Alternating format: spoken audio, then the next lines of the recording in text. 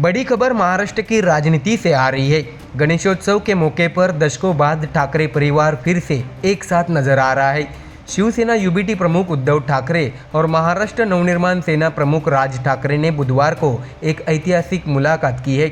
यह मुलाकात सिर्फ धार्मिक नहीं बल्कि राजनीतिक दृष्टि से भी बेहद अहम मानी जा रही है। दर्शकों, आपको जानकारी दें कि उद्धव ठाकरे अपने परिवार के साथ राज ठाकरे के घर शिवतीर्थ पहुंचे और गणपति बाप्पा के दर्शन किए। दशकों से अलग अलग राजनीतिक राह पर चल रहे ये दोनों भाई पहली बार इतने करीब आते नजर आ रहे हैं। इसे ठाकरे परिवार की घर वापसी के तौर पर देखा जा रहा है। राजनीतिक गलियारों में चर्चा है कि इस मुलाकात का असर आने वाले चुनावों, खासकर मुंबई महानगर पालिका चुनाव यानी बीएमसी इलेक्शन में साफ दिख सकता है। आपको बता दें कि बीएमसी चुनाव को महाराष्ट्र की मिनी विधानसभा कहा जाता है। मुंबई पर कब्जा पाने का मतलब है कि महाराष्ट्र की राजनीति पर आधी जंग जीत लेना। ऐसे में ठाकरे परिवार का साथ आना शिवसेना और मनसे के बीच संभावित गठबंधन की ओर इशारा कर रहा है। अगर ऐसा हुआ तो बीजेपी और शिंदे गुट के लिए यह बड़ी चुनौती साबित हो सकता है। हालांकि दर्शकों, यह पहली बार नहीं है कि जब दोनों नेता करीब आए हो। जुलाई 2025 में वर्ली में आयोजित एक रैली के दौरान करीब 20 साल बाद उद्धव और राज ठाकरे एक साथ मंच पर नजर आए थे। उस समय दोनों ने राज्य सरकार के स्कूलों में हिंदी को अनिवार्य करने के फैसले का विरोध किया था। जनदबाव और ठाकरे बंधुओं की एकजुटता के चलते मुख्यमंत्री देवेंद्र फडणवीस को यह निर्णय वापस लेना पड़ा। तो वही दर्शकों, राज ठाकरे ने उस मंच से कहा था कि महाराष्ट्र की अहमियत किसी भी राजनीति से ऊपर है। जो काम कभी बालासाहेब ठाकरे भी नहीं कर पाए वो फडणवीस ने कर दिखाया है।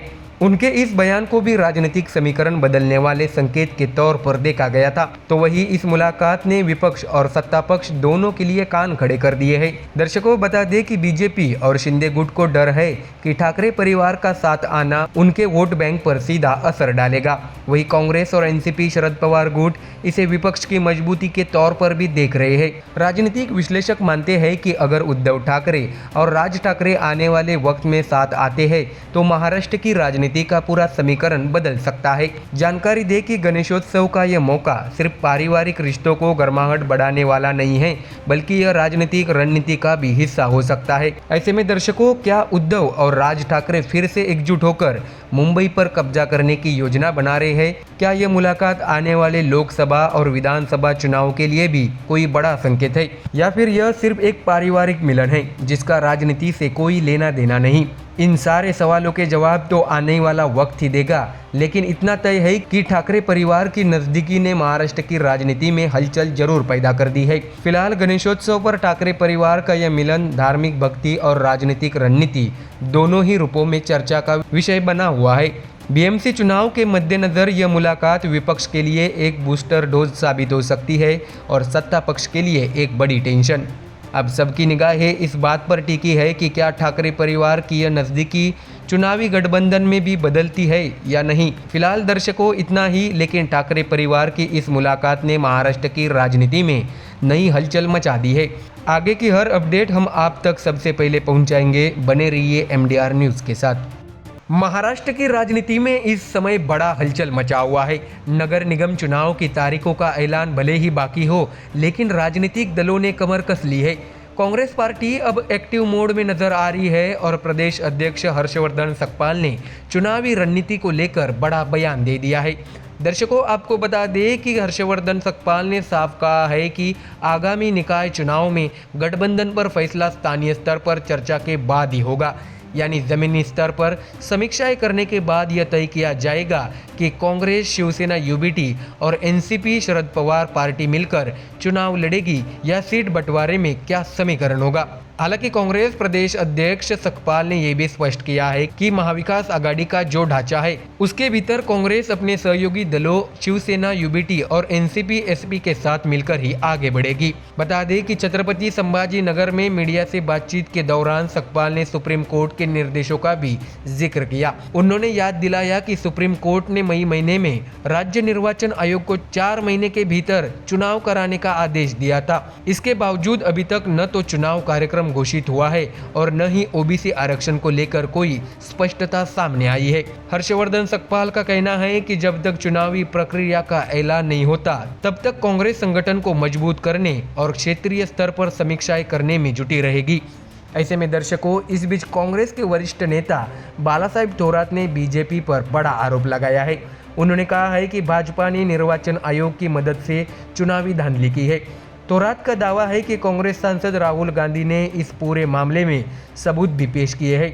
ऐसे में थोरात ने आरोप लगाया कि लोकतंत्र खतरे में है और भाजपा सरकार लोकतांत्रिक संस्थाओं का दुरुपयोग कर रही है। वही कांग्रेस नेता और पूर्व मंत्री अमित देशमुख ने साफ कहा है कि महाराष्ट्र की जनता अब धोखे को बर्दाश्त नहीं करेगी। उन्होंने नारा दिया है, वोट चोर गद्दी छोड़। देशमुख ने दावा किया है कि कांग्रेस सड़कों पर उतरकर इस नारे को आंदोलन का रूप देगी और जनता की आवाज को बुलंद करेगी। तो वही दर्शकों, महाराष्ट्र की राजनीति में मराठा आरक्षण हमेशा से एक बड़ा मुद्दा रहा है। कांग्रेस ने इस पर भी अपना रुख साफ किया है। कांग्रेस प्रदेश अध्यक्ष हर्षवर्धन सकपाल ने कहा है कि पार्टी मराठा समाज को शिक्षा और नौकरियों में आरक्षण देने के पक्ष में है। कांग्रेस का कहना है कि जातिवार गणना होनी चाहिए और आरक्षण पर 50% की सीमा हटाई जानी चाहिए ताकि मराठा समाज और अन्य वंचित वर्गों को उनका हक मिल सके। तो वही पूर्व मंत्री अमित देशमुख ने भी इस पर जोर दिया कि कांग्रेस निकाय चुनाव प्रचार के दौरान भाजपा सरकार की विफलताओं को उजागर करेगी। उनका कहना है कि जनता के असली मुद्दे जैसे बेरोजगारी, महंगाई, किसानों की समस्या और आरक्षण की मांग, यही कांग्रेस और महाविकास आघाड़ी का मुख्य चुनावी एजेंडा होगा। ऐसे में दर्शकों, अगर राजनीतिक समीकरणों पर नजर डालें तो महाराष्ट्र में नगर निकाय चुनाव भाजपा और महाविकास आघाड़ी के बीच सीधी टक्कर साबित हो सकते हैं। कांग्रेस की कोशिश है कि संगठन के भीतर कोई दरार न आए और एकजुट होकर भाजपा को चुनौती दी जाए। ऐसे में बीजेपी पर सीधे सीधे धांधली के आरोप लगाने के पीछे कांग्रेस की रणनीति साफ है। पार्टी जनता के बीच यह संदेश देना चाहती है कि सत्ता पक्ष चुनावी संस्थाओं का दुरुपयोग कर रहा है। दूसरी ओर कांग्रेस मराठा आरक्षण और जातिवार गणना को अपने चुनावी एजेंडे का केंद्र बनाकर मराठा समाज को साधने की तैयारी में है। तो दर्शकों, कुल मिलाकर महाराष्ट्र की राजनीति में नगर निकाय चुनाव से पहले ही सियासी हलचल तेज हो गई है। एक और भाजपा सरकार अपने एजेंडे के साथ चुनावी तैयारी कर रही है, तो वहीं दूसरी ओर कांग्रेस और उसके सहयोगी दल विपक्षी एकजुटता का संदेश देने में जुटे हैं। अब देखना ये होगा कि चुनावी रणभूमि में कौन सा गठबंधन जनता का भरोसा जीत पाता है और सत्ता की गाड़ी किस ओर बढ़ती है। फिलहाल के लिए इतना ही। आप देखते रहिए MDR न्यूज। आज की सबसे बड़ी और ब्रेकिंग खबर आम आदमी पार्टी से जुड़ी है। प्रवर्तन निर्देशालय यानी ईडी ने मंगलवार 26 अगस्त को दिल्ली के पूर्व मंत्री और आप नेता सौरभ भारद्वाज के घर समेत 13 ठिकानों पर एक साथ छापेमारी की है। यह छापेमारी अस्पताल निर्माण घोटाले से जुड़ी बताई जा रही है और दिल्ली NCR के कई इलाकों में यह एक्शन जारी है। लेकिन दर्शकों, सवाल सिर्फ छापेमारी का नहीं है, सवाल है राजनीति का, क्योंकि कार्रवाई के तुरंत बाद शुरू हो गया है राजनीतिक घमासान। दर्शकों, आपको बता दें कि ईडी के रेड पर आम आदमी पार्टी ने बड़ा हमला बोल दिया है। उन्होंने मोदी सरकार पर एजेंसियों के दुरुपयोग का आरोप लगाया है। तो वही अरविंद केजरीवाल ने अपने बयान में कहा है कि आप इन रेड से डरने वाली नहीं है। इसके साथ ही बीजेपी और केंद्र सरकार पर भी निशाना साधा और कहा विपक्ष को दबाने की पूरी तरह से साजिश चल रही है। तो वही दर्शकों, ईडी ने इस पर सफाई देते हुए कहा है कि यह सिर्फ जांच की कार्रवाई है, सबूत के आधार पर आगे की कार्रवाई होगी। नमस्कार दर्शकों, आप देख रहे हैं MDR न्यूज। दर्शकों, ईडी ने यह छापेमारी की है PMLA यानी मनी लॉन्ड्रिंग निवारण अधिनियम 2002 की धारा 17 के तहत। एजेंसी का कहना है कि अस्पताल निर्माण से जुड़े कॉन्ट्रैक्ट में गड़बड़ी और वित्तीय अनियमितताओं की आशंका है। ईडी सूत्रों के मुताबिक पहले से जुटाए गए दस्तावेजों और सबूतों की कड़ी जोड़ने के लिए यह रेड की गई है। यानी मामला सीधे तौर पर पैसे की लेन देन और कथित भ्रष्टाचार से जुड़ा हुआ है। दर्शकों, आपको बता दें कि सुबह से ही दिल्ली और NCR में 13 अलग अलग ठिकानों पर ईडी की टीम पहुंची। इन ठिकानों में आम आदमी पार्टी के वरिष्ठ नेता और दिल्ली सरकार के पूर्व मंत्री सौरभ भारद्वाज का निवास भी शामिल था। जैसे ही कार्रवाई शुरू हुई, सियासी गलियारों में हलचल तेज हो गई। तो दर्शकों, अब आगे आपको बताते हैं आम आदमी पार्टी ने क्या रुख अपनाया। पार्टी संयोजक और दिल्ली के पूर्व मुख्यमंत्री अरविंद केजरीवाल ने सरकार पर सीधा हमला बोला है। केजरीवाल ने कहा है कि यह रेड मोदी सरकार द्वारा एजेंसियों के दुरुपयोग का एक और मामला है। हमें इसलिए टारगेट किया जा रहा है क्योंकि हम गलत नीतियों और भ्रष्टाचार के खिलाफ सबसे मुखर आवाज है, लेकिन बीजेपी इन रेड से हमें डरा नहीं सकती। यानी साफ है कि आप इसे राजनीतिक बदले की कार्रवाई मान रही है। आप नेताओं का कहना है कि उनकी पार्टी हमेशा भ्रष्टाचार और गलत नीतियों के खिलाफ आवाज उठाती रही है, लेकिन सरकार अब ईडी जैसी एजेंसियों का इस्तेमाल करके विपक्ष को कमजोर करना चाहती है। हालांकि दर्शकों, इस पर ईडी का कहना है कि यह कार्रवाई किसी भी राजनीतिक दबाव में नहीं बल्कि जांच प्रक्रिया का हिस्सा है। एजेंसी ने साफ किया है कि अभी तक मिले दस्तावेजों और लेन देन के आधार पर आगे की जांच की जाएगी और ज़रूरत पड़ी तो और भी कार्रवाई हो सकती है। ऐसे में दर्शकों, यह सवाल कई खड़े होते हैं, क्या सचमुच यह सिर्फ जांच की कार्रवाई है या फिर विपक्ष को घेरने का हथियार? क्या अस्पताल निर्माण जैसे अहम प्रोजेक्ट में वित्तीय अनियमितताओं के आरोप साबित हो पाएंगे? और सबसे बड़ा सवाल, क्या आने वाले समय में यह केस दिल्ली की राजनीति को पूरी तरह से हिला देगा? दर्शकों, आपको बता दें कि दिल्ली की राजनीति में रेड पॉलिटिक्स नया नहीं है। इससे पहले भी मनी लॉन्ड्रिंग्स और कथित शराब घोटाले के मामलों में आप के कई नेताओं पर ईडी और सीबीआई की कार्रवाई हो चुकी है।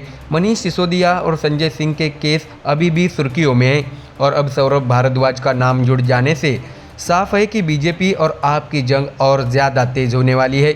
ऐसे में दर्शकों, आज की तस्वीर तो साफ है। एक तरफ ईडी की टीम कह रही है कि यह कार्रवाई सिर्फ जांच का हिस्सा है, वहीं दूसरी तरफ आम आदमी पार्टी इसे राजनीतिक बदले और विपक्ष को दबाने की साजिश बता रही है। अब देखना होगा कि आगे क्या निकलता है इस छापेमारी से। क्या ईडी के हाथ बड़े सबूत लगते हैं या फिर यह मामला भी सिर्फ राजनीतिक बयानबाजी तक सीमित रह जाएगा? लेकिन इतना तय है कि दिल्ली की राजनीति में इस रेड ने नया भूचाल ला दिया है। दर्शकों, आप बने रहिए हमारे साथ और जानेंगे कि विपक्षी दल इस रेड को लेकर किस तरह से एकजुट हो रहे हैं।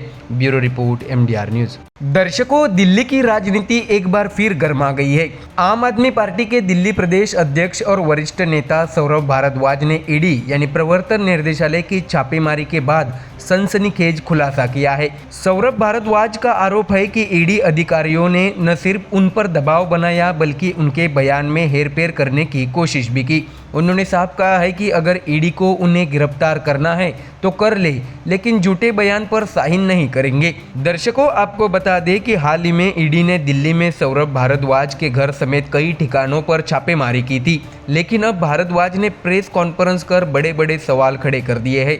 उनका दावा है कि ईडी अधिकारी मयंक अरोड़ा ने उनका स्टेटमेंट सीधे उनके लैपटॉप से गूगल ड्राइव पर अपलोड किया और फिर उसे संभवतः बीजेपी दफ्तर या दिल्ली के उपराज्यपाल यानी LG को भेजा। सौरभ भारद्वाज का कहना है कि उनके सामने ही स्टेटमेंट शेयर किया गया और वो भी उनके वाईफाई से। इतना ही नहीं, बाद में वही स्टेटमेंट बदलकर वापस लाया गया और उन पर दबाव बनाया गया कि उसमें फेरबदल किया जाए। दर्शकों, बता दें कि प्रेस कॉन्फ्रेंस के दौरान सौरभ भारद्वाज ने एक और गंभीर आरोप लगाया। उन्होंने कहा है कि ईडी अधिकारी ने 8 बजे रात से 2 बजे सुबह तक किसी से लगातार बातचीत की। सवाल ये है कि आखिर ये बातचीत किससे हुई, किसके दबाव में उनके बयान में बदलाव करने को कहा गया। भारद्वाज का साफ आरोप है कि इस दौरान बाहर से निर्देश आए और कहा गया कि उनके बयान के कौन से हिस्से काटने हैं और कौन से जोड़ने हैं। दर्शकों, सौरभ भारद्वाज यही नहीं रुके। उन्होंने कहा है कि PLA एक्ट की धारा 17 के तहत दर्ज बयान को अदालत में आरोपी के खिलाफ इस्तेमाल किया जा सकता है, लेकिन उन्होंने इसे पूरी तरह गलत और गैर कानूनी बताया। उनके मुताबिक दुनिया के किसी भी कानून में ऐसा नहीं होता कि किसी इंसान का खुद का बयान उसी के खिलाफ सबूत बन जाए। उन्होंने ये भी कहा है कि जब उन्होंने बयान में बदलाव करने से मना किया तो ईडी अधिकारी ने कहा हमें भी परफॉर्मेंस दिखानी पड़ती है। यानी दर्शकों, सवाल सिर्फ ईडी की कार्रवाई पर ही नहीं बल्कि उसकी पारदर्शिता और प्रोफेशनल ईमानदारी पर भी खड़े हो रहे हैं। सौरभ भारद्वाज ने सरकार पर सीधे हमला बोलते हुए कहा है कि देश में सिर्फ नौटंकी और दलाली चल रही है। अधिकारियों को राजनीतिक दबाव में काम करने के लिए मजबूर किया जा रहा है। इतना ही नहीं, परिवार पर दबाव डालकर भी बयान बदलवाने की कोशिश होती है। ऐसे में उन्होंने चेतावनी दी कि अगर कोई शख्स बयान बदलने से मना करता है तो ईडी को रिकॉर्ड में ये लिखना चाहिए कि उसने इनकार किया, लेकिन बयान को काटना छाटना और मन मुताबिक बदलना पूरी तरह से अवैध है। ऐसे में दर्शकों, अब बड़ा सवाल यही है कि क्या वाकई ईडी अधिकारी ने बयान को बीजेपी या LG ऑफिस तक भेजा? क्या रात भर फोन पर निर्देश दिए गए? क्या राजनीतिक दबाव में एजेंसियों की कार्रवाई हो रही है? ये सारे सवाल अब राजनीतिक बहस का हिस्सा बन गए हैं। आम आदमी पार्टी लगातार बीजेपी पर ईडी के दुरुपयोग का आरोप लगाती रही है और अब भारद्वाज के इन खुलासों ने इस विवाद को और गहरा कर दिया है। तो दर्शकों, सौरभ भारद्वाज ने मांग की है कि इस पूरे मामले की निष्पक्ष जांच होनी चाहिए। उन्होंने साफ कहा है कि अगर कोई पारदर्शिता है तो ईडी अधिकारी मयंक अरोड़ा के फ़ोन कॉल्स की जांच की जाए और पता लगाया जाए कि बयान किसे भेजा गया और किसके कहने पर उसमें बदलाव किया गया। तो अब देखना ये होगा कि क्या केंद्र सरकार और ईडी इस पूरे मामले पर कोई सफाई देते हैं या नहीं। लेकिन एक बात तय है, दिल्ली की राजनीति में ये विवाद अभी और तूल पकड़ने वाला है। तो दर्शकों, फिलहाल के लिए इतना ही। देश और दुनिया की खबरों के लिए जुड़े रहिए हमारे चैनल MDR न्यूज़ के साथ।